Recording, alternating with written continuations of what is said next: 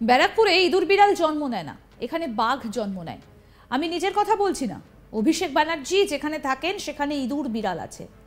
পুলিশের সহযোগিতা নিয়ে বড় লম্বা লম্বা কথা বলা যায়। যেদিন ক্ষমতা থেকে সরে যাবেন সেদিন একটাও কথা বলতে পারবেন, রাজনীতি কি, ভারত ছেড়ে দেব। নাম করে অভিষেক বন্দ্যোপাধ্যায়কে কটাক্ষ করে ওপেন চ্যালেঞ্জ অর্জুন সিংয়ের। তিনি বলছেন যে ব্যারাকপুরে ইঁদুর বিড়াল জন্ম নেয় না, এখানে বাঘ জন্ম নেয়। মানে তিনি নিজেকে বাঘ বলে সম্বোধন করেছেন। তৃণমূলের সর্বভারতীয় সাধারণ সম্পাদক অভিষেক বন্দ্যোপাধ্যায় বুধবার ব্যারাকপুর লোকসভা কেন্দ্রের তৃণমূল প্রার্থী পার্থ ভৌমিকের সমর্থনে ব্যারাকপুরে রোড শো করেন। তারপর ব্যারাকপুর লোকসভা কেন্দ্রের বিজেপি প্রার্থী অর্জুন সিং সম্পর্কে মন্তব্য করেছিলেন যে অর্জুন সিংকে তৃণমূলে ভিজে বেড়ালের মতো খাঁচায় বন্দি করে রাখার জন্য ব্যারাকপুরে শান্তি ছিল। এই মন্তব্যের পর সাংবাদিক সম্মেলন করে অভিষেক বন্দ্যোপাধ্যায়কে কড়া ভাষার জবাব দিলেন অর্জুন সিং। তিনি বলেন, 2019-এ অভিষেক বন্দ্যোপাধ্যায় বলেছিলেন 2 লাখ সিটে একটা ভোট কম হলে তিনি রাজনীতি ছেড়ে দেবেন। উনি কি রাজনীতি ছাড়লেন? উনি রাজনীতি ছাড়েননি। মমতা ব্যানার্জি 3টি মিটিং করেছিলেন, মিটিংয়ে 2-3 হাজার লোক হয়নি। এবারও 2টো মিটিং করেছেন, আমডাঙ্গাতে মাইনরিটির লোকেরা প্রত্যাখ্যান করেছেন, মানুষ আসেনি, বেশিরভাগ পুলিশের লোক ছিল। কি বলছেন অর্জুন সিং শোনাই আপনাদের। প্রথমে তো বিগত 2019-এ উনি বলেছিলেন 2 লাখ থেকে 1 ভোট কম হলে উনি রাজনীতি ঠিক ছেড়ে দেবেন। উনি কি রাজনীতি ছাড়লেন? অভিষেক ব্যানার্জি কি রাজনীতি ছাড়লেন? অভিষেক ব্যানার্জি রাজনীতি ছাড়েননি। মমতা ব্যানার্জি 3টা মিটিং করেছিলেন, কোনো মিটিংয়ে 2000 থেকে 3000 লোক হয়নি। এবারও 2টো মিটিং করেছেন, আমডাঙ্গাতে মাইনরিটি লোকেরা প্রত্যাখ্যান করেছে, মানুষ আসেনি। মমতা ব্যানার্জি কলকাতাতে মিটিং করেছেন, 2000 লোকের থেকে বেশি লোক ছিল না, বেশিরভাগ পুলিশের লোক ছিল। কালকে সারা বাংলা থেকে লোক এনেও পুলিশের সাহায্য নিয়ে ভিড় করার চেষ্টা করা হয়েছে। মিটিংয়ের মধ্যে ওনার মিছিল বের করার জন্য 3 ঘন্টা ব্যারাকপুরটাকে বন্ধ করে রাখা হয়েছে। যুবরাজ কবে আসবেন, কবে আসবেন না। দ্বিতীয় কথা, উনি বলেছেন কি ওনাকে দলে নেওয়া যাবে না। আরে আপনার দলে নেওয়ার জন্য আপনি সুপারিশ করেছিলেন, অর্জুন সিং আপনার কাছে সুপারিশ করতে যায়নি। ইঁদুর বিড়াল, উনি ক্ষমতায় আছেন, পুলিশ সঙ্গে আছে, তাও ওনাকে আমি চ্যালেঞ্জ করে হারিয়েছিলাম, ওনাকে হারিয়েছিলাম। একই সঙ্গে অভিষেক ও মমতা ব্যানার্জিকে আক্রমণ করে বলেন তৃণমূল একটা মিথ্যেবাদী দল। মুখ্যমন্ত্রীও কি মিথ্যে কথা বলেন? দেখেন তো, নির্বাচন কমিশনকে মিসগাইড করছে থানা। আমরা বারবার বলছি পুলিশ কমিশনারকে সরাতে হবে, এরা ব্যারাকপুরের মানুষকে অপমান করছে। লোকসভা ভোটের পর দলটাই থাকবে না, অভিষেক ব্যানার্জি দলটাকে উঠিয়ে দেবেন, দলটাকে শেষ করে আমেরিকা লন্ডনে চলে যাবেন। শোনাই আর কি বললেন অর্জুন সিং, শুনুন। তৃণমূলের সরকার অশান্তি পাকানো ব্যাপার কিছু নয়, এটা মিথ্যাবাদী দল, মিথ্যা কথা বলে সবসময়। এটা মিথ্যাবাদী, এটা প্রাইভেট লিমিটেড কোম্পানি। দেখেন তো মমতা ব্যানার্জি কি মিথ্যা কথা বলে। কখনো চন্দ্রায়নের সময় বলে দিলেন রাকেশ রোশন চাঁদে গিয়েছিল, কখনো রবীন্দ্রনাথ ঠাকুর এই অনশন ভঙ্গ করেছিলেন গান্ধীজি। তো ওনার মতো মিথ্যা কথা বলার কি আছে? মুখ্যমন্ত্রীর সবার দিনও আপনার কার্যক্রম চালু ছিল, কিন্তু অভিষেকের রোড জন্য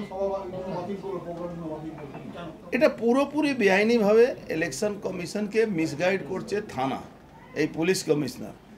ওর মধ্যে একটা সুবিধা অ্যাপের একটা কলাম আছে, থানা থেকে ক্লিয়ারেন্স নিতে হয়। থানা ফলস ইমপ্লিমেন্ট করে দিচ্ছে কি এখানে মিটিং আছে, ওখানে মিটিং, অথচ তৃণমূল কাছে মিটিং করতে পারছে না, লোক হচ্ছে না। কিন্তু আমাদের মিটিংটাকে বানচাল করার জন্য ও থানাতে ওদের প্যাড রাখা আছে, প্রত্যেক থানাতে প্যাড রাখা আছে। পুলিশ কমিশনার ওখান থেকে ইনস্ট্রাকশন দিয়ে দিচ্ছে। আমরা বারবার বলছি পুলিশ কমিশনারকে ইমিডিয়েট সরাতে হবে। আমাদের প্রতিনিধি দীপক দেবনাথ কি প্রতিবেদন তুলে ধরলেন, শোনাবো এবার। আগামী 20 মে এই ব্যারাকপুর লোকসভা কেন্দ্রের নির্বাচন, এবং সেই নির্বাচনের দিন যত ঘনিয়ে আসছে ততই কিন্তু রাজনৈতিক উত্তাপ বাড়ছে। গতকাল এই কেন্দ্রের যে তৃণমূল প্রার্থী, রাজ্যের মন্ত্রী পার্থ ভৌমিক, তার সমর্থনে একটি নির্বাচনী প্রচারণায় এসেছিলেন দলের second in command Abhishek Banerjee, এবং একটি রোড শোতে অংশ নিয়েছিলেন। ব্যারাকপুরের বড়পুল এলাকা থেকে বিভিন্ন রাস্তা ঘুরে সেই মিছিল বা সেই রোড শো শেষ হয় জাফরপুর মোড়ে, এবং জাফরপুর মোড়ে একটি সংক্ষিপ্ত বক্তব্য রাখেন অভিষেক ব্যানার্জি, এবং সেখান থেকে মূলত তার নিশানা ছিল এই কেন্দ্রে যে বিজেপি প্রার্থী অর্জুন সিংকে। এবং তিনি বলেছেন যে অর্জুন সিং যতদিন তৃণমূলে ছিলেন ততদিন তিনি খাঁচায় বন্দী ছিলেন, ইঁদুর হয়েছিলেন বা বেড়াল হয়েছিলেন, কিন্তু তিনি যখন বিজেপিতে ছিলেন বা বিজেপিতে এর আগে যখন বিজেপিতে ছিলেন সেই সময় সেখানকার যে পরিস্থিতি, সেখানকার যে চেহারা, সেই মানুষ প্রত্যক্ষ অভিজ্ঞতা তাদের আছে।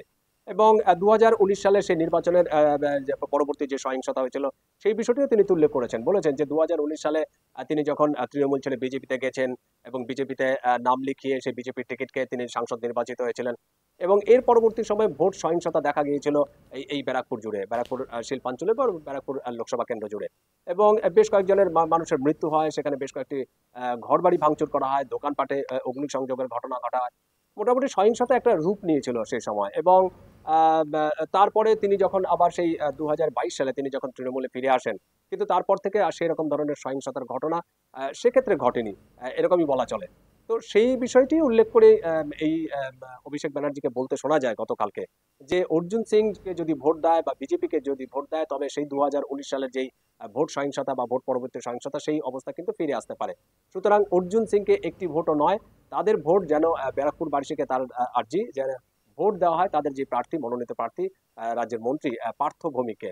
সুতরাং পার্থ ভৌমিককে ভোট দিলে ব্যারাকপুরের মানুষ স্বস্তিতে থাকবে, ব্যারাকপুরের মানুষ শান্তিতে থাকবে, এরকম একটি মন্তব্য করা হয়। এবং পাল্টা এই যে অভিষেক ব্যানার্জিকে পাল্টা আবার নিশানা করতে দেখা যায় অর্জুন সিংকে, এবং অর্জুন সিং গতকাল যে অভিষেক ব্যানার্জি যেই নিশানা করে গেছেন ঠিক তার পাল্টা দিয়েছেন অর্জুন সিং। এবং আজকে সকালবেলায় মজদুর ভবনে তার যে বাড়ি জগদ্দলের, সেই বাড়ি থেকে একটি সংবাদ সম্মেলন করেন, সেখান থেকে অভিষেক ব্যানার্জিকে পাল্টা নিশানা করেন। তিনি বলেছেন যে ব্যারাকপুরে কখনো ইঁদুর বা বিড়াল জন্মায় না, ব্যারাকপুরে জন্ম নেয় বাঘের, এবং তিনি নিজেকে একজন বাঘের সাথে তুলনা করেছেন, বলেছেন বাঘের জন্ম নেয়। এবং এই বিষয়টি উল্লেখ করেছেন যে তিনি বলেছেন যে 2019 সালে তিনি যখন টিকিট পাননি বা তিনি যখন বিজেপিতে যোগদান করেছিলেন সেই সময় তার বিরুদ্ধে একাধিক মামলা হয়েছিল, প্রায় শখানিক মামলা হয়েছিল এবং মামলা মোকদ্দমা হয়েছিল, কিন্তু তৃণমূলে চলে যাওয়ার পর থেকেই তার আর সেইভাবে তার বিরুদ্ধে আর কোনো মামলা নেই বা তার বিরুদ্ধে কোনো অভিযোগ নেই। তিনি বলেছেন যে তৃণমূলে যতদিন ছিলাম, অর্থাৎ পিসি ভাইপো কোম্পানিতে আমি যতদিন ছিলাম ততদিন আমি ভালো ছিলাম,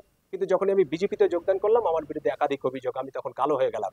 এই বিষয়টি উল্লেখ করেছেন এবং পাশাপাশি তিনি এও বলেছেন যে এখানকার যারা মানুষ তারা যোগ্য জবাব দেবে, এখানকার মানুষ যারা চায় তারা যোগ্য জবাব দেবে।